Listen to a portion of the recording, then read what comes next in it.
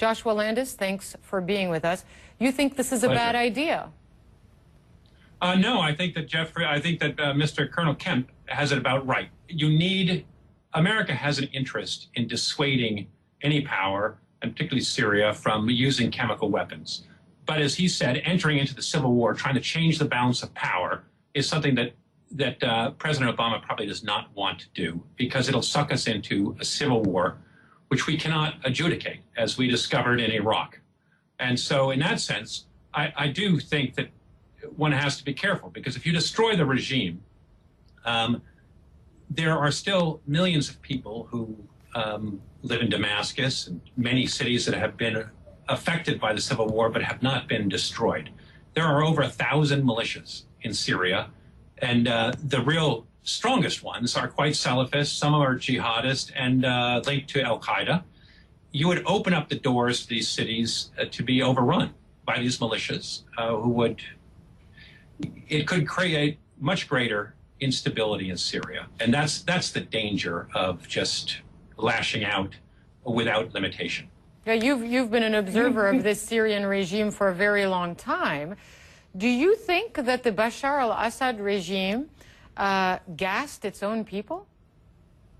I do. I think it's, they're fighting a brutal war. And in war, you try to kill your enemies. And we can't forget that the United States used the atom bomb. We firebombed Dresden, killed hundreds of thousands of people at a whack because we wanted to win and we wanted to kill our enemies. And I imagine, Bashar al-Assad is using the same strategy. He's running out of options.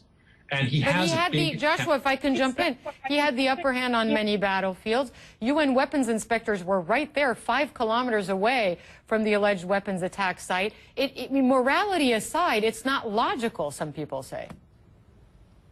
Well, you want to win. That's the logic of war. And for the enemy, and I've gone over this quite a few times and thought through it, for the opposition to have engaged in this kind of conspiracy to kill their own people in order to engage in a false flag mission that would then bring in external force to hit at Assad would be extremely dangerous game, because it would require dozens of people to be involved in the conspiracy. It would eventually get known, and those people would be killed by their own, the head of the opposition that engaged in this kind of conspiracy to kill their own people would be they would be eventually assassinated, because the word would get out. It just doesn't make sense for them to do it to themselves.